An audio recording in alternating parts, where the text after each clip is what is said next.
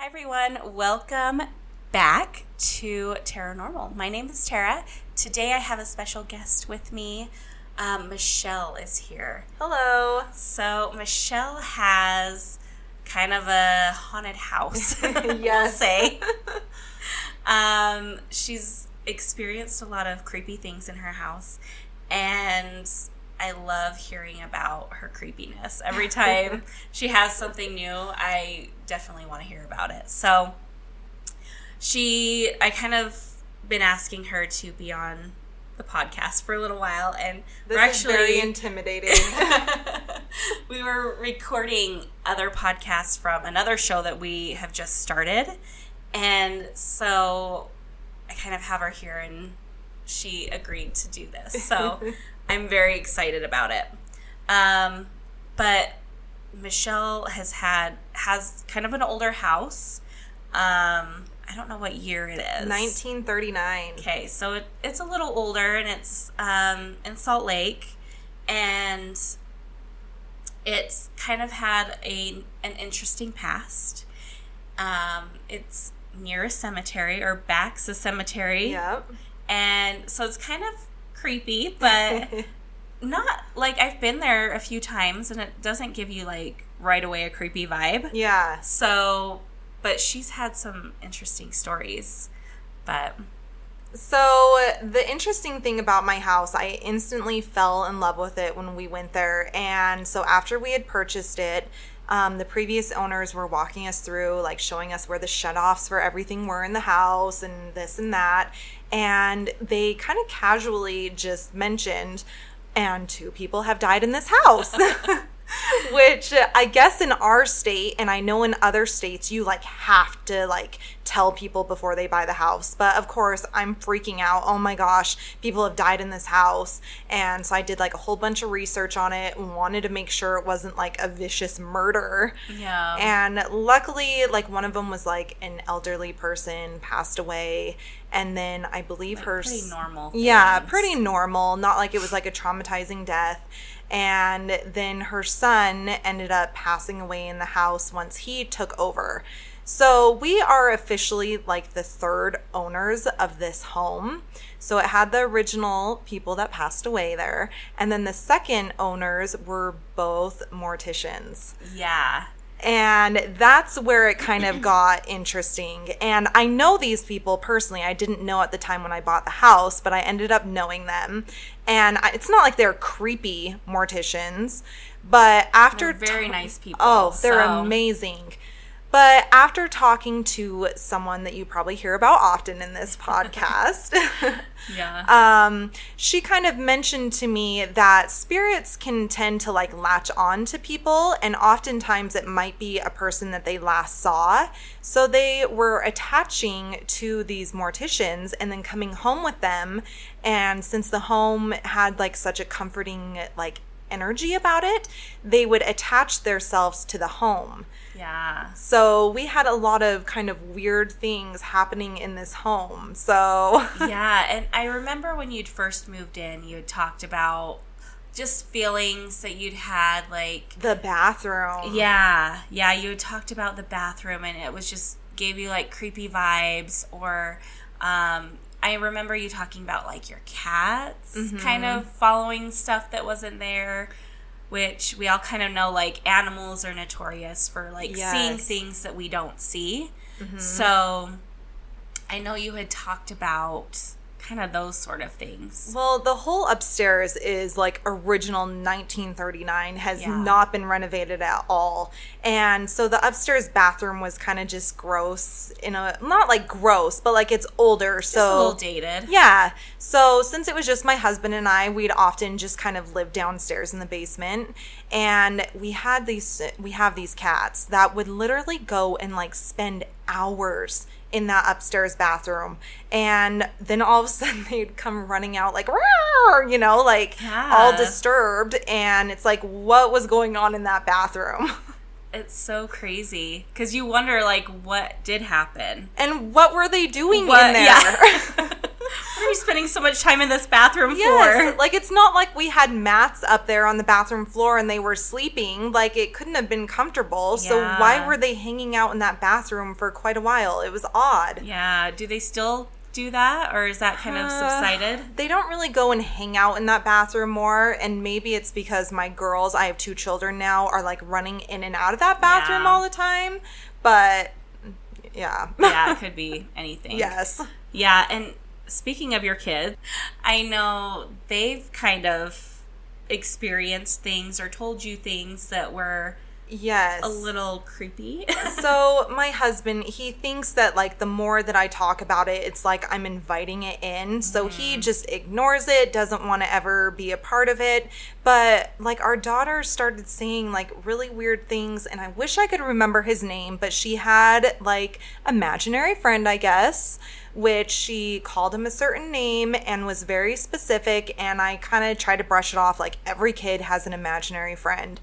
But then one day she was talking about her imaginary friend and described him like down to a T of a red shirt, blue pants, and she said that he was crawling on the wall and then crawled onto the ceiling. Ugh. And the minute she said that, it was like my eyes got huge. I'm glaring at my husband like, no kid's imaginary friend is crawling on the ceiling. Like I'm thinking Exorcist right here. Seriously, that's kind of what my mind goes to.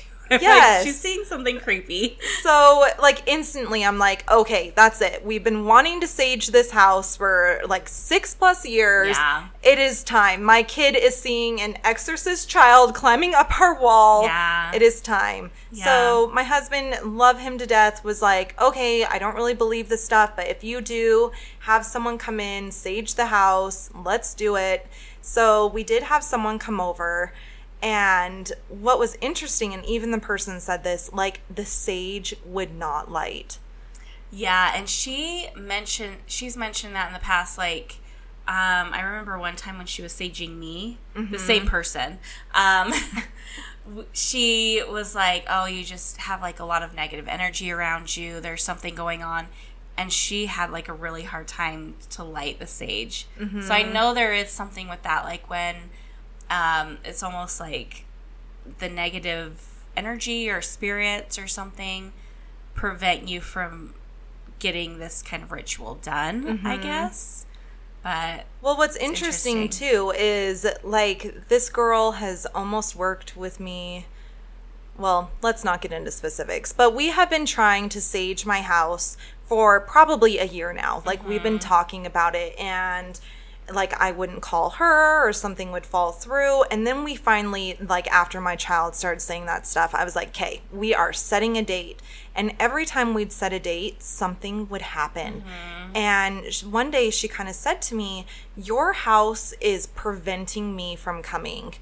And it wasn't like she was scared to come over, but she did like say she was a little nervous because obviously my house did not want her there.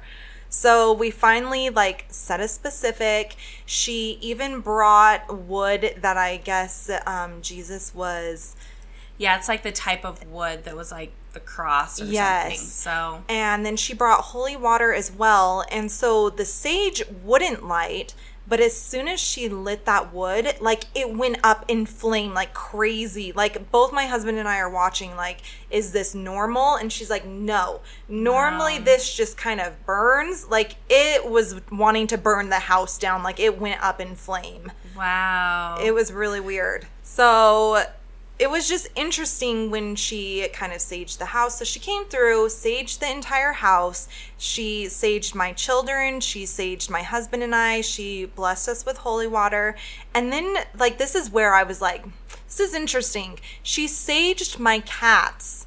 And my cat, one of them is very, like, skittish. Like, I don't know you, don't come near me. And it was like my cats were loving it. They were just laying there like, sage me. Wow. And both my husband and I were like, is that normal? Like, do animals just lay there and let you literally, not like a flame, but like smoke all around them? They'd usually be afraid of that, I would think. Like if I came towards my dog with like a flame or like smoke, he'd be like, no. Yeah, like I trust you, but what are you doing? Yeah. And my cats were just laying there like, like loving it. That's so interesting. Yeah, I thought it was very weird.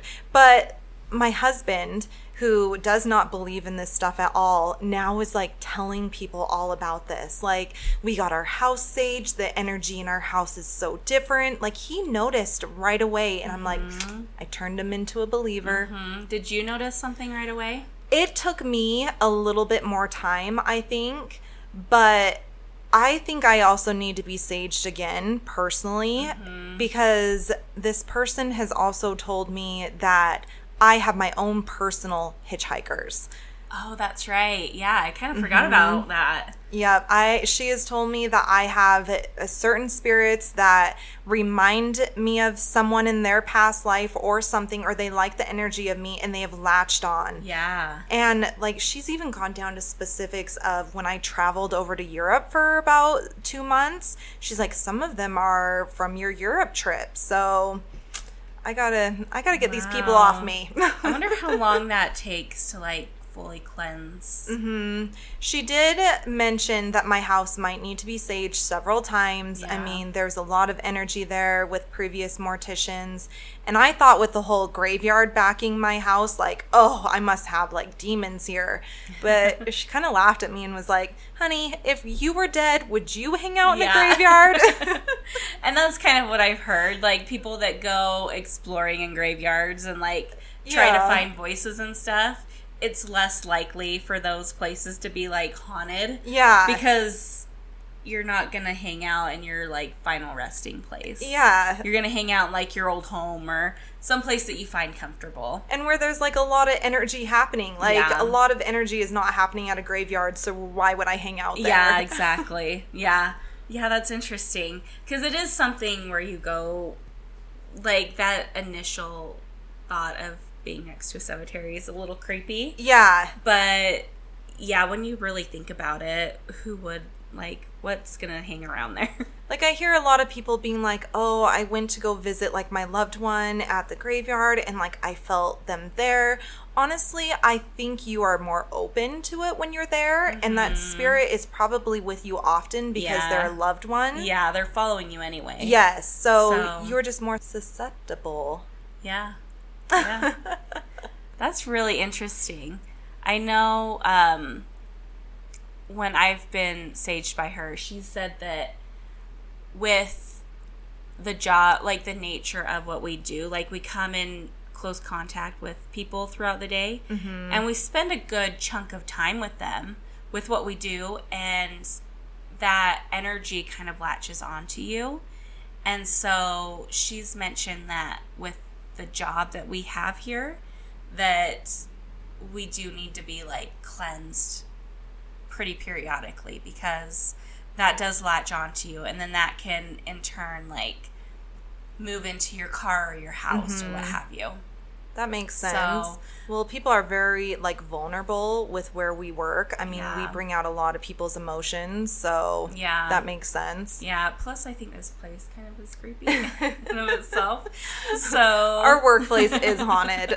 It for sure is, and I've definitely talked about it in the past, so but even like sitting here recording this, we keep hearing like these weird clicking and creaking sounds like in other parts of the office, and we'll both like look at each other and like, you heard that, right? Hey. We're gonna ignore that for now because I don't feel like exploring these, but we know there's something there. Very true. But yeah, I know that you've just had weird experiences, so I just wanted to talk to you about your house. But yes, definitely. Has there been any other things recently that have come up? Or you know, my girls, one of the other things that really pushed us was my girls kept on waking up in the middle of the night like screaming for help. And ever since we saged, I mean, it will randomly happen, like any toddler happens to, but they instantly started sleeping through the night. So other than that, nothing has really like happened that's too creepy at our house since. It's like red flag. Yes. But I definitely think I want to stay on top of it and have someone come and sage my house often just to prevent it from coming back. Yeah. I know you had mentioned one time you were going to do like we knew someone that was like, I can't remember what she did. She did like ghost hunting almost, but like talk to the spirits or something. So I mean, I have been talking about this for years at my work. Yeah. Like, my house is haunted, something's going on here. And one of our patients was like, well, I sage homes and I can come and sage your home. And I have a friend that can come and ask the spirits like why they're here. And which I think would be kind of interesting, but in a way I think I was scared to know why. Yeah.